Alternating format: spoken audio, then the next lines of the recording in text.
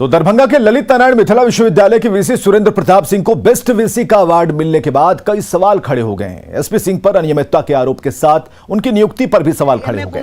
News 18 को मिली जानकारी के मुताबिक एसपी सिंह पर लखनऊ विश्वविद्यालय के कुलपति रहते एफआईआर दर्ज हुई थी।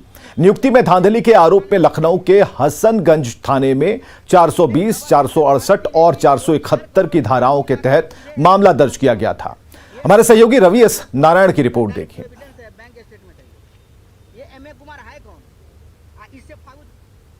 ललित नारायण मिथिला विश्वविद्यालय के वीसी को बेस्ट वीसी का अवार्ड मिलने के बाद कई सवाल खड़े होने शुरू हो गए हैं। अनियमितता के आरोप तो लग ही रहे हैं, लेकिन एक नया मामला जो सामने निकल कर आया है वो है कि लखनऊ विश्वविद्यालय के कुलपति रहते हुए उन पे एफआईआर दर्ज हुआ था। जी हाँ, एफआईआर की कॉपी न्यूज 18 के पास है और ये हम आपको दिखाएं कि ये एक मामला जो सामने है वो लखनऊ विश्वविद्यालय हसनगंज उत्तर प्रदेश, यहाँ पे प्रोफेसर एसपी सिंह वर्तमान कुलपति जो हैं वो उस समय यहाँ पे थे और उन पे अनियमितता के आरोप लगाते हुए यहाँ पे जो मामला निकल के आया था कि जो वहाँ पे बहाली हुई है उसमें अनियमितता हुई है। और ये जरा देखिए कि इसमें धाराएं कौन कौन सी लगी हैं। इसमें 420, 468 और 471 तीन बड़े जो धाराएं हैं वो इनके ऊपर लगी है। ये सवाल खड़ा करता है कि जब किसी व्यक्ति के ऊपर जब एफआईआर दर्ज हो और ऐसे जो धाराएं लगी हों उसके बाद भी ये कैसे यहाँ पे वीसी के पद पर नियुक्ति होती है। आरटीआई एक्टिविस्ट हैं रोहित कुमार, उन्होंने इस मामले को एफआईआर की कॉपी जो है न्यूज 18 को उपलब्ध कराया है और वो राजभवन को उन्होंने पत्र भी लिखा है कि जब एक मामला में जब योग्यता ये कही जाती है कि किसी भी वीसी को यहाँ पे नियुक्ति के लिए उसे लब्ध प्रतिष्ठित व्यक्ति होना चाहिए, उस पर कोई आरोप नहीं होना चाहिए। वैसे में अगर एसके सिंह पर बड़े बड़े धाराएं अगर लगी हुई हैं तो फिर राजभवन कैसे इन्हें वीसी बनाता है, यह बड़ा सवाल खड़ा हुआ है। कैमरा पर्सन दीपक के साथ रवि एस नारायण, न्यूज 18 दरभंगा। और मुजफ्फरपुर में स्वास्थ्य विभाग ने कोरोना वैक्सीनेशन का सर्टिफिकेट एक ऐसे शख्स के नाम जारी कर दिया जो अब इस दुनिया में नहीं है। गुदाई फुलकान्हा निवासी राम सिंहासन सिंह की मृत्यु कोरोना की वजह से 10 मई 2021 को मुजफ्फरपुर के प्रसाद हॉस्पिटल में हो गई थी। मृतक ने 13 अप्रैल 2021 को कोरोना वैक्सीन का पहला डोज लिया था, लेकिन कुछ दिन बाद उनकी मौत हो गई। अब करीब 6 महीने बाद मोबाइल पर दूसरे डोज का सर्टिफिकेट आया है। Civil surgeon doctor Vinay Kumar Sharma ने इस मामले की जांच का भरोसा दिया है। मेरे पिताजी का देहांत 10 मई 2021 को हुई थे प्रसाद हॉस्पिटल मुजफ्फरपुर में। उस समय कोरोना महामारी चरम पे था। उस समय रेमडेसिविर वैक्सीन कुछ मिल नहीं रहा था। उस समय जैसे तैसे मेरे पिताजी को फर्स्ट डोज मिला था अप्रैल में। मई में उनका देहांत हो गया। अभी आज हम मोबाइल में अपना डॉक्यूमेंट देख रहे थे, उसमें एक डॉक्यूमेंट आया जिसमें मेरे पिताजी को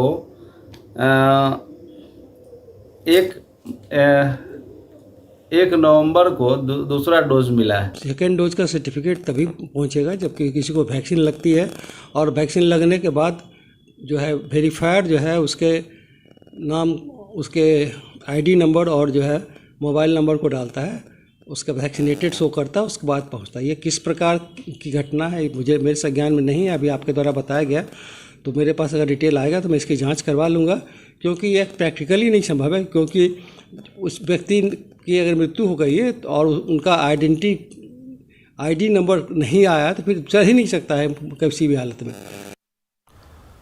सुपौल के किसान खाद की किल्लत से परेशान हैं। किसान हर रोज खाद के लिए कतारों में लगते हैं, लेकिन निराश होकर लौट जाते हैं। त्रिवेणीगंज विस्कोमान से तो सुबह 4 बजे से ही लोग कतार में खड़े मिलते हैं और अपनी बारी का इंतजार करते हैं। किसानों का कहना है कि बाजार में कहीं भी खाद नहीं मिल रहा, तो ना तो मिक्सचर मिल रहा है, ना ही डीएपी और ना ही यूरिया। जो खाद मिल भी रहा है वो भी बहुत कम। कालाबाजारी करने का भी आरोप इन्होंने लगाया है। डीएपी मिलता है, नहीं अभी मिक्सचर है, नहीं पोटास है, सिर्फ यूरिया मिलता है।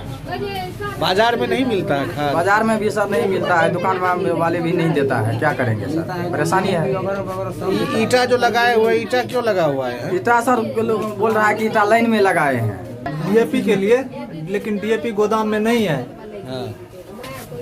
बाजार में बाजार में है, लेकिन सब जो है दवा करके रखा हुआ है। डीएपी को, पोटास को, जितना भी खाद है। खाद है नहीं, है तो दबा के रखा हुआ है। खाद दे न रहा है। कल 17 बोरा खाद बचा हुआ था, बंद कर दिया गोदाम को, काउंटर को, लेकिन आज बोल रहा है खाद खत्म है। गया कहाँ खाद? इधर बिहार में मंदिर और मठों की जमीन पर कब्जा करने वालों पर सख्त कार्रवाई होगी। भूमि सुधार मंत्री रामसूरत राय और कानून मंत्री प्रमोद कुमार ने एक बैठक में ये बातें कही हैं। तो हम लोग यही चाह रहे हैं कि जो खतियान में हमारे इष्ट देव के नाम से हमारे पूर्वज के दिन हमारी प्रोजेक्ट प्रॉपर्टी चर्चा हो।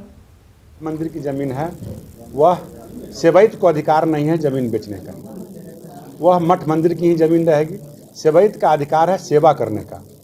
सेवा के रूप में उसके जो कंसर्निंग जमीन है, मार्केट है, उससे जो आय होगा उससे मंदिर को जीर्णोद्धार करना, भोग लगाना, अपनी व्यवस्था बनाना, ऐसा नियम कानून है। कि जो हम लोग की परिसंपत्ति है, इसके संरक्षण और संवर्धन के दिशा में लगभग 38 जिला में 36 जिला में हम लोग 30,000 एकड़ जमीन चिन्हित किए हैं, जो वहाँ के कलेक्टर, अंचल अधिकारी, LRDC, SDO के माध्यम से बाज़ाब्ते प्रोसीडिंग तैयार कर दी गई है।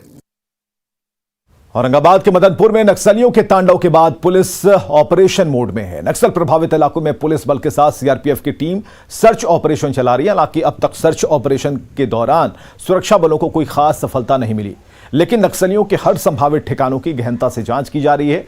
सीमावर्ती जिलों की पहाड़ी सीमाओं को सील कर दिया गया। सघन सर्च ऑपरेशन चलाया जा रहा है।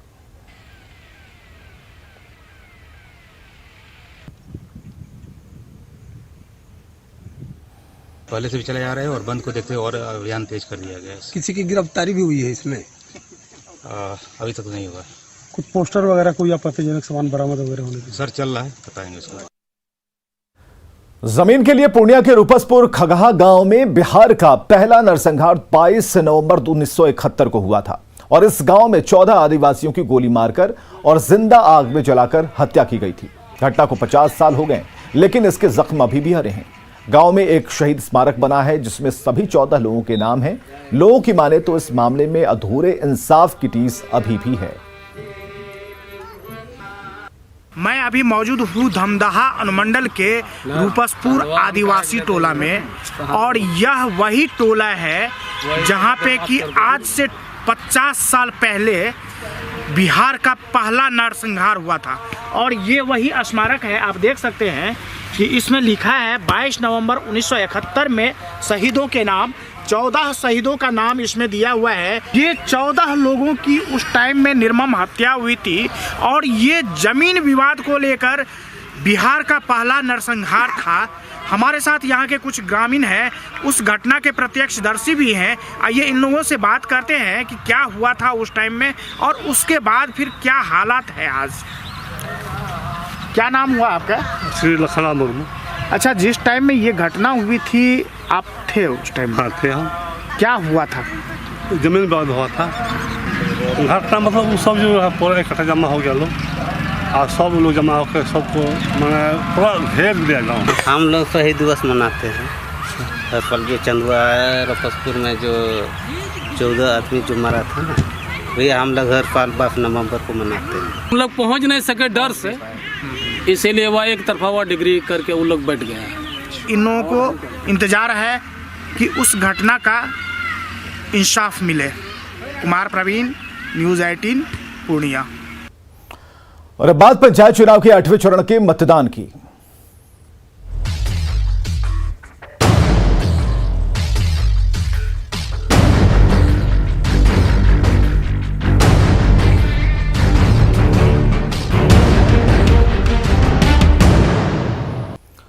इधर बांका जिले के नक्सल प्रभावित कटोरिया प्रखंड के 15 पंचायत में कड़ी सुरक्षा के बीच मतदान जारी है। सर्वाधिक पिछड़ा नक्सल प्रभावित मोथाबाड़ी के मरियापुर बूथ संख्या 10 पर सुबह से ही मतदाताओं की लंबी कतार देखने को मिल रही है। हमारे सहयोगी नागेंद्र द्विवेदी की यह रिपोर्ट। बंद कॉल के बीच आज 8वें चरण का चुनाव हो रहा है और बांका जिले के कटोरिया प्रखंड के प्रखंड के 15 पंचायत में चुनाव हो रहा है। अभी फिलहाल मैं कटोरिया प्रखंड के मोथावाड़ी पंचायत में है, जो कि पूरी तरह से नक्सल प्रभावित क्षेत्र है। और आप देख सकते हैं कि कटोरिया मोथावाड़ी पंचायत का प्राथमिक विद्यालय मरियापुरी है और यहाँ पर 2 बूथ है, 10 क और 10 ख। यहाँ पर मतदाताओं की काफ़ी लंबी भीड़ है। महिला मतदाता को भी देख सकते हैं कि अपनी पारी का इंतज़ार करते करते ये लोग थक कर बैठ चुकी हैं, लेकिन अभी इनकी पारी नहीं आई है। लेकिन ये लोग बिना मतदान किए नहीं जाने वाली हैं। कुछ महिलाओं से हम जानना चाहते हैं कि आखिर इनका मुद्दा क्या है, किस चीज़ को लेकर ये मतदान करने वाली हैं। वोट सब चीज़ के लिए करते हैं। हाँ, अपना परिचय लिए करते हैं। हाँ, कुछ भी अपना परिचय लिए करते हैं, कुछ भी उसके लिए करते हैं। कोई बड़ा के लिए अच्छा करता है, रोड दिलाएगा, इंदिरा आवास दिलाएगा, इसीलिए। और किस लिए करेंगे? रोड और इंदिरा आवास के लिए और अपना सुरक्षित के लिए कराते हैं। अभी तक मिला नहीं है, कुछ नहीं मिला है। सुरक्षित लिए अपना रोड है, अपना घर है, इंदिरा आबाद है, अपन बच्चा उतरे लिए बढ़िया है, सब कुछ वही लिए दे रहा है अपना पंचायत के, जैसे सुरक्षित करते हैं। अच्छा, मैंने अभी तक ये सब कुछ मिला नहीं, हमने को नहीं मिला है। अच्छा, कुछ नहीं है अभी। रोड साइड में आरी कादा कीचा है, न पानी को निकासी है, चापाकल कुछ नहीं है। जो जनप्रतिनिधि हमारे सुख दुख में साथी रहेंगे और जो हमारी समस्याओं का निराकरण करेंगे, उनको वरीयता के आधार पर चुनने का संकल्प व्यक्त कर रही हैं। Nagendra, news 18 network, Banka. सिवान के रघुनाथपुर में वोटिंग के दौरान फायरिंग की खबर आई, जिसके बाद पुलिस प्रशासन हरकत में आ गया। पुलिस ने आरोपी युवक को हिरासत में लिया और पूछताछ कर रही है। वहीं जिले के डीएम अमित कुमार पांडे खुद सभी बूथों का दौरा कर रहे हैं और विधि व्यवस्था का जायजा ले रहे हैं। सिवान के 2 प्रखंड रघुनाथपुर और सिसवन में कड़ी सुरक्षा व्यवस्था के बीच मतदान की प्रक्रिया चल रही है। आप देख सकते हैं, खुद सिवान के जिलाधिकारी हर बूथों का जायजा ले रहे हैं, जाकर जो वोटर्स हैं उनसे बात करें कि आखिर कहीं किसी को परेशानी तो नहीं हो रही है। यानी सिवान में पंचायत चुनाव पूरी तरह शांतिपूर्ण हो, उसको लेकर खुद लगातार सिवान के डीएम मॉनिटरिंग कर रहे हैं और कहीं किसी प्रकार की कोई समस्या हो रही है त्वरित कार्रवाई कर रहे हैं। हमारे साथ सिवान के जिलाधिकारी हैं, हम जानने की कोशिश करेंगे। उसमें अभी एक एफआईआर दर्ज हुई है और एक व्यक्ति की अरेस्टिंग भी की गई है और एग्जैक्ट क्या मामला है, क्या मोटिवेशन है फायरिंग करने का, जो कारण है, वो अनुसंधान के बाद ही बहुत क्लियर बताया जा सकता है। परंतु एक व्यक्ति की जो उसमें प्राइम सस्पेक्ट है, जिसने फायरिंग वगैरह किया था, उसको अरेस्ट भी किया गया है। तो हम लोग बराबर हमारा पुलिस प्रशासन, जिला प्रशासन बराबर, सेक्टर मजिस्ट्रेट, जोनल मजिस्ट्रेट, सभी लोग भ्रमणशील है। तो इस प्रकार की कोई दिक्कत विधि व्यवस्था को लेके चुनाव प्रक्रिया में कोई किसी तरह की बाधा उत्पन्न नहीं होगी, हम लोग ये इंश्योर कर रहे हैं। मृत्युंजय कुमार सिंह, न्यूज 18 सिवान। और लखीसराय के सूर्यगढ़ा प्रखंड के 180 मतदान केंद्रों पर मतदान की प्रक्रिया सुबह 7 बजे से जारी है। नक्सल प्रभावित मतदान केंद्रों पर सुरक्षा व्यवस्था का जायजा खुद एएसपी अभियान अमितेश कुमार ले रहे हैं। अति नक्सल प्रभावित लहसोरवा मतदान केंद्र का जायजा लिया हमारे सहयोगी राकेश कुमार ने।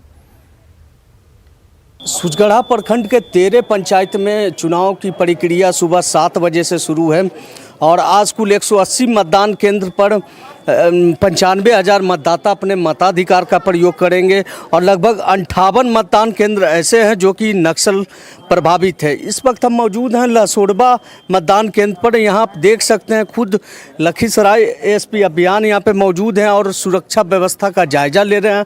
हम इनसे बात भी करना चाहेंगे। हम लोग डीएम सर और एसपी सर के निर्देशन में ये चुनाव हो रहा है और अभी तक सब कुछ शांतिपूर्ण है।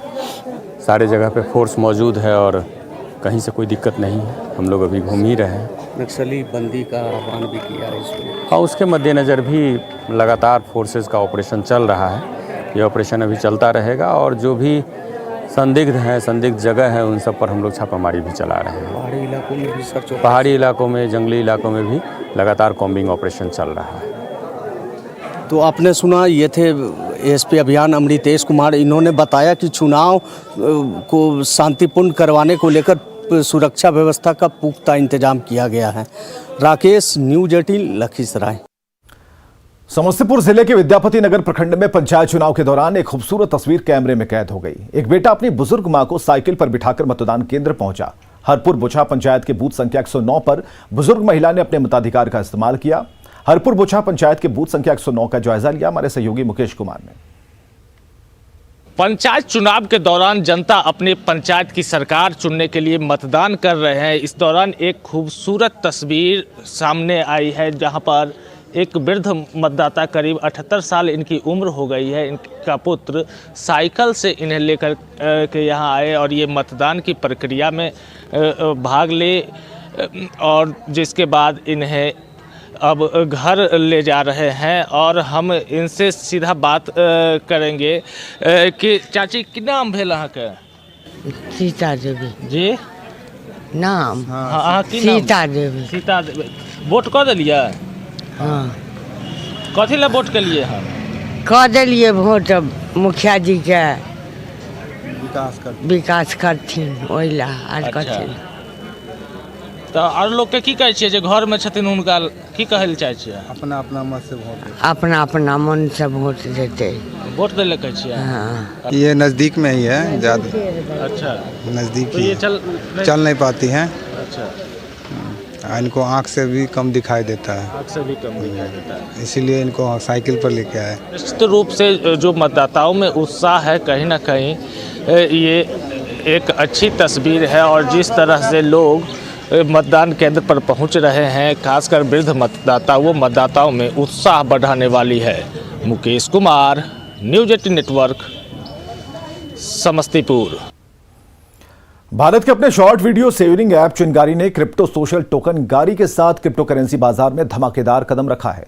सुपरस्टार सलमान खान गारी के ब्रांड एम्बेसडर हैं और चिंगारी ऐप भारत में खासा लोकप्रिय हो रहा है और सोशल मीडिया कैटेगरी में बेस्ट ऐप का खिताब भी पा चुका है।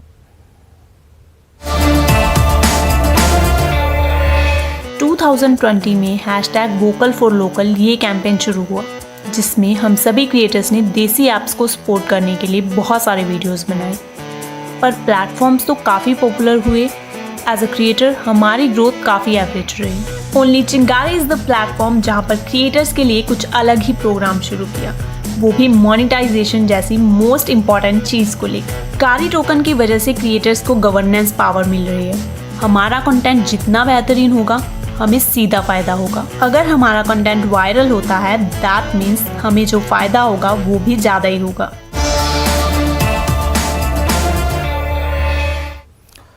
कोरोना वायरस के रोकथाम के लिए पूरे देश में वैक्सीनेशन अभियान चलाया जा रहा है। अहमदाबाद में भी टीकाकरण के 100% लक्ष्य को हासिल करने के लिए अहमदाबाद नगर निगम ने एड़ी चोटी लगा रखा है। आरोग्य विभाग अब लोगों के घर घर जाकर वैक्सीनेट कर रहे हैं।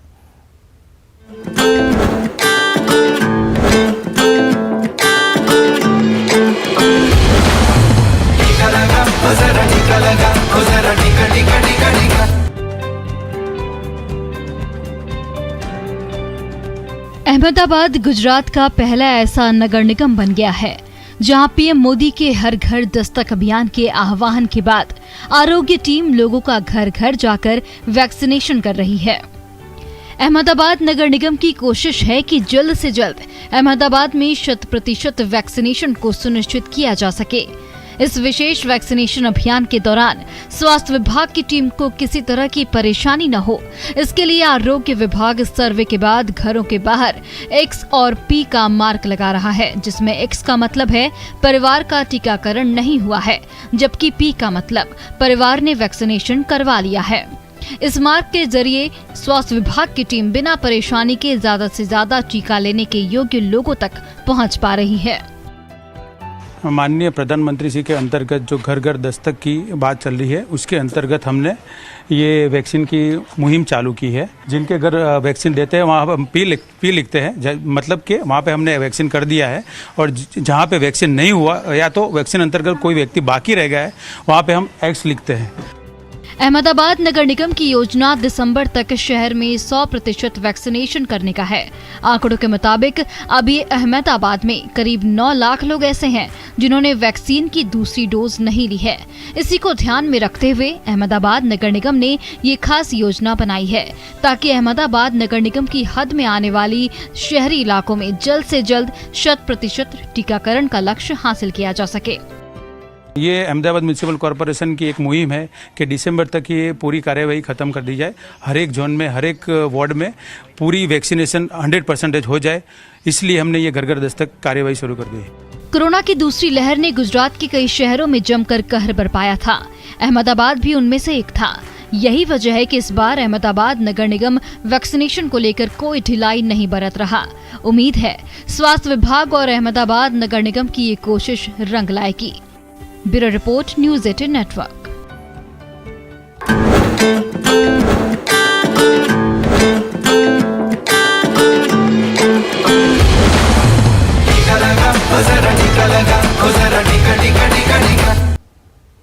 खबरें लगातार जारी हैं, आप बने रहें हमारे साथ।